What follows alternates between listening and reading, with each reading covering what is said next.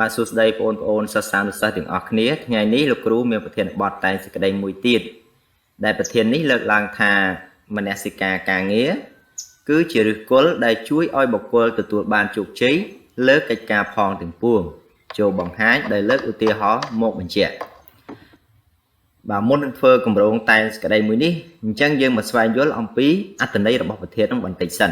bà Manesika càng nghĩa đáng chỉ ấy bạn ban cái chặt tục tha với chỉ được cố sầm rạp chuối oi bọc quơ từ tuổi bàn chục chế lớp cách cà nè nè bạn chẳng Manesika càng nghĩa ní cái trong sầm đào từ lớp smart đây nhờ lớp từ rốt càng nghĩa để cuốn phớ rồi có đói từ nguồn khó trầu bạn chẳng đâu phải để dương miền smart đây nhờ lực từ rốt cách càng nghĩa để dương phớ và có đói từ nguồn khó trầu nút cứ chỉ thiết mua dao sầm khăn bằng phật sầm rạp rồi chán ói cách càng nghĩa từng lại để bỏ dương nó từ tua ban nấu sẽ đây sầm rải chẳng xua tha tao Manesika càng nghĩa nó với ai cả lang ban dạng mày bà mà đúng mà nè ai miền Manesika càng nghĩa bán lu tra tại miền ấy khla chẳng là nút phải để mà nút miền tàng ca sờ lại miền tàng upanisai hơi nâng miễn sầm mặt đẹp nâng sờ thọ phong nút bọc con mẹ nút bà nâng cát lang nấu Manesika bà cát lang nấu Manesika trong phút cái trang nghĩa để luôn ấy cầm pung tá để thử bà chắc nằm ấy cầm oi khát về vú ở lâu dương máu xoay vú lòng pí cùng rốn phong tay nhìn mà đỏ bà chắc lúc nào bành há mà nút nè rồi bán asai lừa càng nghe asai hẹn đi hới tớp tiêm tia oi bọc con nè và càng chóp nấu cá sả lánh dột chặt trục đá rót cái ca để luồn phở Paul cứ Manesika này ai báo của miền tất chất sả lánh mình kết mình phò tới nút bác chia mình cao chỉ cá cao chiaประโยชน์เอาไว้หนุนlời và có chia ăn trái óc mình khảต่อมาtiết dương trôi chùm nốt bánh hà mất đôi mưa khơi vì hạt phò đã chạm bạch bẹp này hới từ miền tu sân nạ mùi lực làng thá Manesika càng nghĩa cứ chỉ được cố để chui ở bọc cô từ tụ bàn chụp chế lơ kịch cá phong tiền phù bà hay dưỡng trâu sầm nổ mớ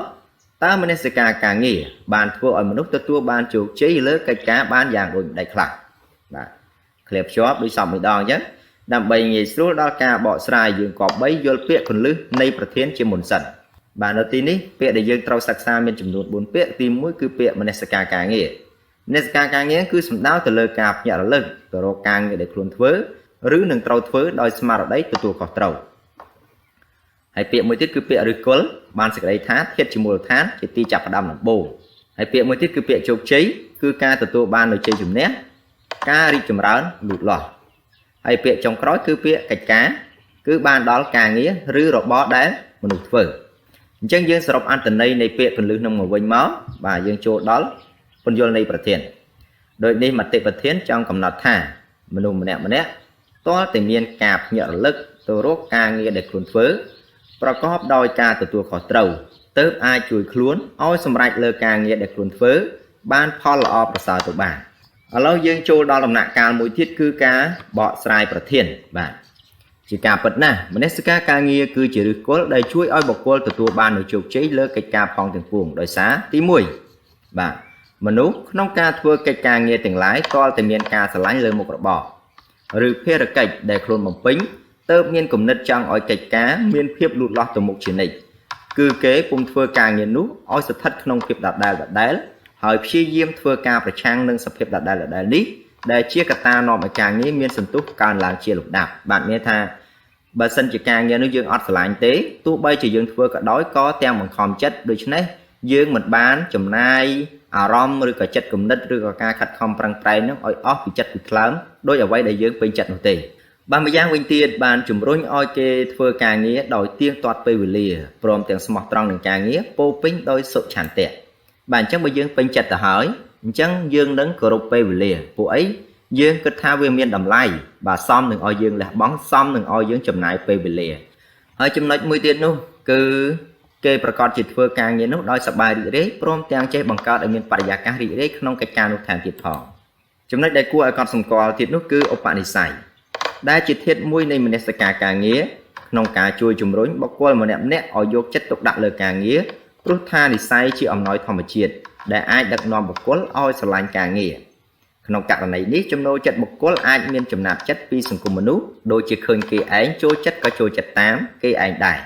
ព្រមទាំងមានការណែនាំឲ្យចូលចិត្តស្របនឹងការងារដែលមានចំណាប់ចិត្តនោះបើខ្វះខាតឧបនិស្ស័យបុគ្គលនឹងមានមនសិការខ្លាំងខ្លាយដែលជាហេតុនាំឲ្យកិច្ចការអន្តរាយអស់ទៅវិញ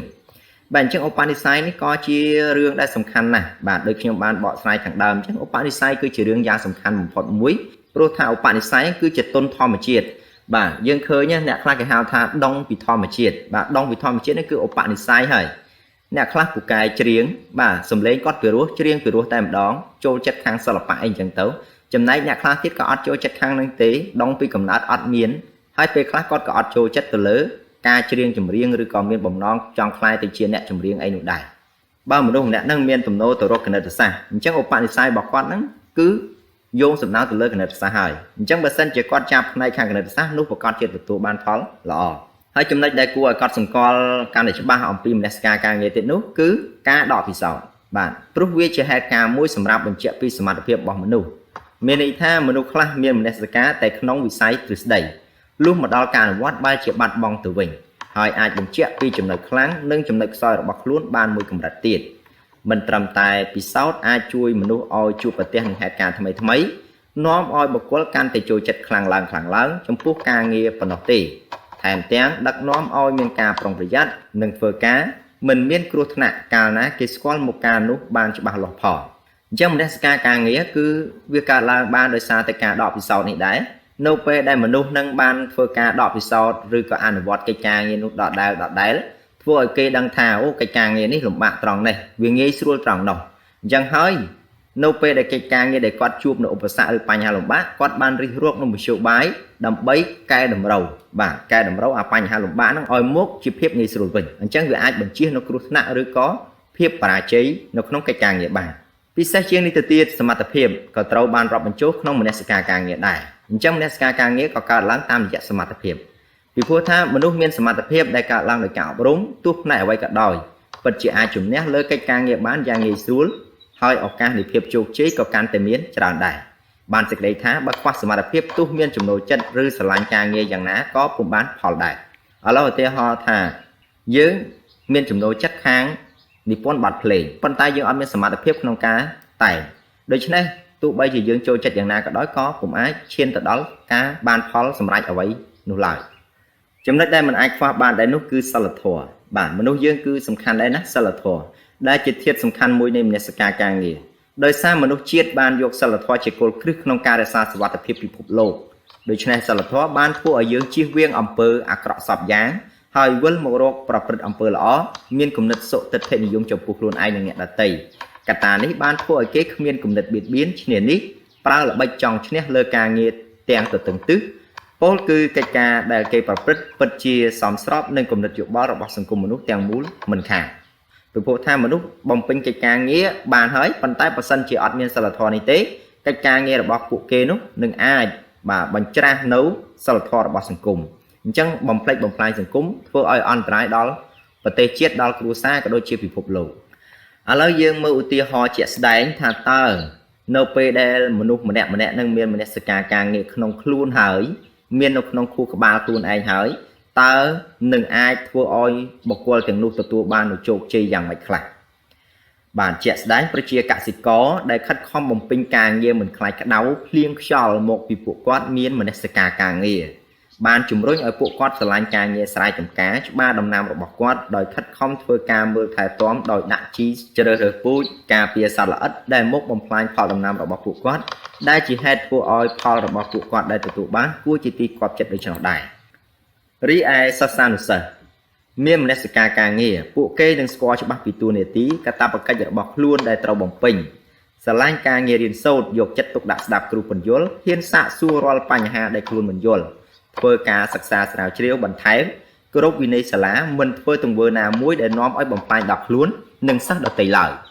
ចំណុចទាំងនេះហើយបានសបញ្ជាក់ឲ្យកាន់តែច្បាស់ថាមនសិការការងារមិនមែនសំខាន់តែការសិក្សារៀនសូត្រនោះទេសម្រាប់អាជីពឬមុខរបរផ្សេងទៀតក៏មានភាពចាំបាច់ដូចគ្នាដែរបើនិយាយពីសិស្សានុសិស្សមនសិការរបស់សិស្សគឺរៀននឹងឯងបាទអញ្ចឹងមានមនសិការនៅក្នុងការរៀនសូត្រនៅពេលដែលមានមនសិការហើយពួកគេនឹងទទួលបានអីបាទជោគជ័យក្នុងការសិក្សាមានប្រាក់ខែមានការងារមានអាជីពអីថ្ងៃក្រោយចឹងទៅបាទឥឡូវយើងមើលបន្តមកទៀតដោយឡែកពីនេះសម្ដេចព្រះសង្ឃរាជជួនណាតបានចំណាយពេលស្ទើរពេញមួយជីវិតលើផ្នែកអក្សរសាស្ត្រជាតិខ្មែរបានខិតខំបង្កើតរាល់ឯកសារស្នាដៃ ជាពិសេសសៀវភៅវចនានុក្រមខ្មែរដែលជាគោលគ្រឹះសម្រាប់សាសខ្មែររហូតមកដល់សប្តាហ៍នេះបើខ្វះមនសិការការងារមិនអាចធ្វើការលះបង់កម្លាំងកាយចិត្តដ៏ធំធេងបែបនេះបានឡើយព្រោះការងារនេះទាមទារពេលវេលាយូរថ្ងៃខែឆ្នាំហើយត្រូវប្រឈមនឹងបញ្ហាផ្សេងៗជាច្រើនផងដែរឥឡូវយើងមកមើលអំពីទស្សនវិជ្ជាប្រវត្តិសាស្ត្រវិញថាតើឥទ្ធិពលនៃមនសិការការងារបានធ្វើបុគ្គលនឹងបំពេញនូវកិច្ចការងារទទួលបានជោគជ័យយ៉ាងម៉េចដែរឥឡូវយើងមកសង្កេតមើលអំពីព្រះបាទជ័យវរ្ម័នទី7បាទក៏មិនខុសគ្នាប៉ុន្មានពីសម្ដេចសង្ឃរាជជួនណាតព្រោះព្រះអង្គបានបំពេញនូវព្រះរាជកិច្ចជូនជាតិមាតុភូមិធ្វើការពង្រីកទឹកដីបានធំទូលាយសេដ្ឋកិច្ចរីកចម្រើនប្រជាពលរដ្ឋមានចិត្តតែមួយនេះក៏ដោយសារតែទ្រង់មានមនសិការការងារដែលជាគ្រឹះដ៏រឹងមាំបាទបើអត់ស្រឡាញ់ប្រទេសទេអត់ស្រឡាញ់ជាតិទេមិនអាចចំណាយពេលវេលាខិតខំប្រឹងប្រែងលះបង់កសាងធ្វើអីបាទបញ្ហានេះសមបញ្ជាក់ឃើញថាទ្រង់ពិតជាមានមនសិការការងារយ៉ាងខ្លាំងឥឡូវនេះយើងបន្តមកលើទស្សនវិជ្ជាអក្សរសិល្ប៍វិញបាទបើងាកមកពិនិត្យមើលក្នុងទំព័រអក្សរសិល្ប៍ខ្មែរក៏បានលើកតំដាងបញ្ហានេះយ៉ាងច្បាស់លាស់ដែរតួយ៉ាងរឿងក្មេងកំព្រាដែលជារឿងបែបប្រជាប្រិយ